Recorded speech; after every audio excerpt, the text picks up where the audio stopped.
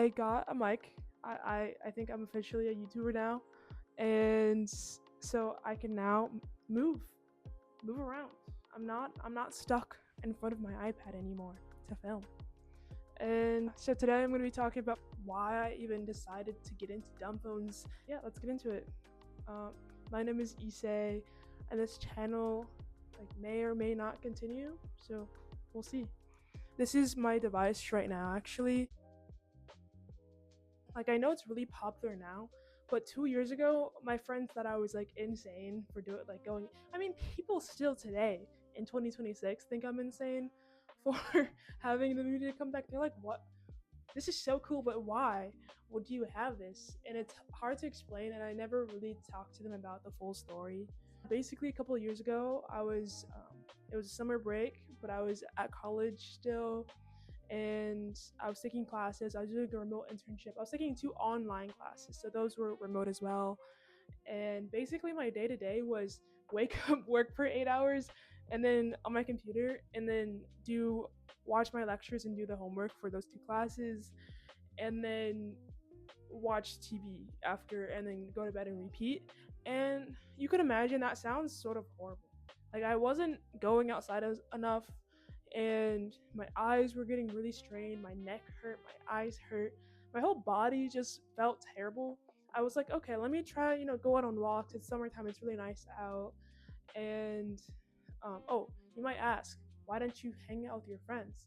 Well, guess what? It was summer break, and everyone was at home in their respective hometowns because they either were taking online classes or they didn't have classes to take. And I wanted to be in my college town because it was more fun than being at home.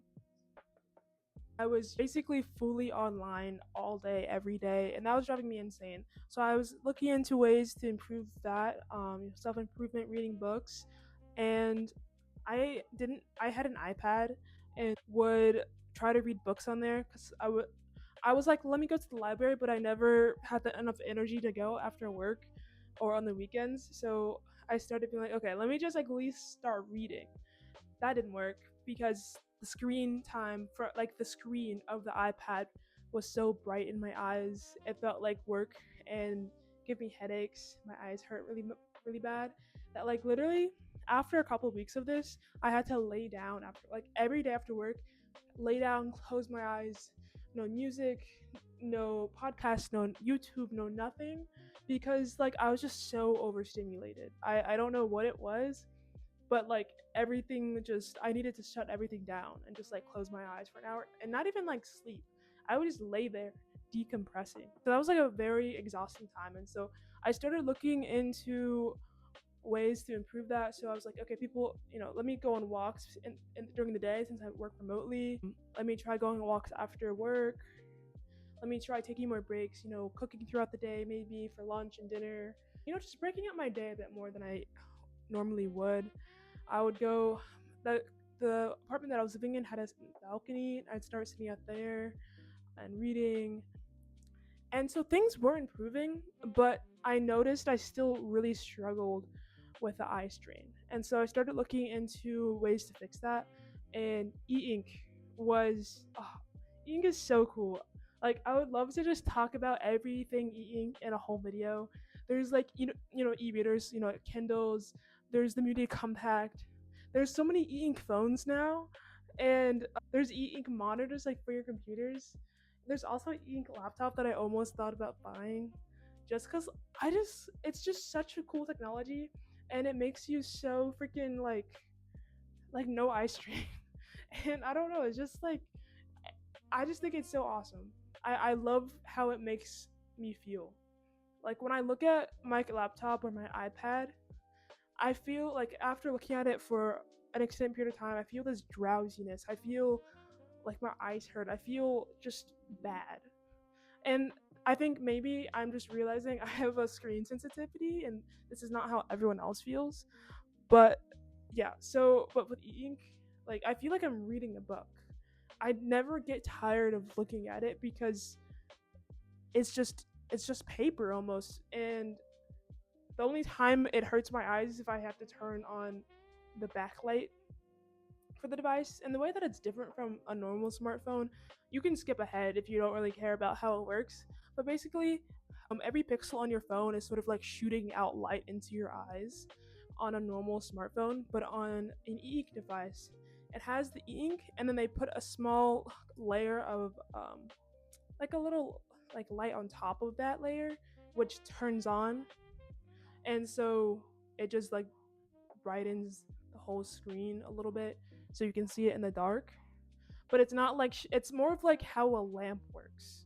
Like a lamp is not shining into your eyes; it's sort of just lighting up the area around it. Versus, I don't even know if there's an equivalent to a smartphone. It's like looking into the sun. Like a smartphone is like looking directly into the sun versus the e-ink with a front light, or is it backlight or front light? Doesn't matter. Is like looking into a lamp or look, and it's a lot softer on your eyes basically. And so for me, in my experience, I really like that. I honestly enjoy e-ink so much. It's like I even hate looking at smartphones. I still do. Like my brain loves a good doom scroll on Instagram Reels. Sometimes I'll steal my friends' phones to do that. But if you are like looking to get this phone to improve your technology habits, take a step back and see why you are making the choices that you do every day. Because I got this phone thinking it would change my whole life. And in some ways it did, but in other ways it did not. When I leave the house and I only have this phone, I'm literally like so free. I have not I have some books maybe I can read, and beside that I'm sort of just like experiencing life as it comes at me. I'm a lot more present in my day-to-day life. When I'm with friends, I'm just focused on talking to them or doing said activity that we're doing together. But at home, at home, I'm still an iPad baby. I watch YouTube on my iPad. I'll watch something on my TV. Like it doesn't make you perfectly immune to scrolling anymore. I find myself scrolling. Like I deleted all social media except YouTube, and sometimes I go on Reddit. I don't have an account, but if I need to like look up something, I will. So sometimes those two platforms I'll end up like doom scrolling a little bit if I like have nothing that I feel like doing, and I sort of hate that that happens. And I've realized it's not just changing my environment, changing my the external, basically. It's more about changing my internal. Why do I choose to watch YouTube over? I have like an electric drum set in my apartment.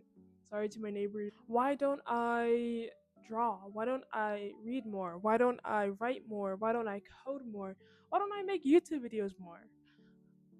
And that's sort of something I have to start to ask myself, because it's maybe more difficult, it's more effort, it's all of these things, but why?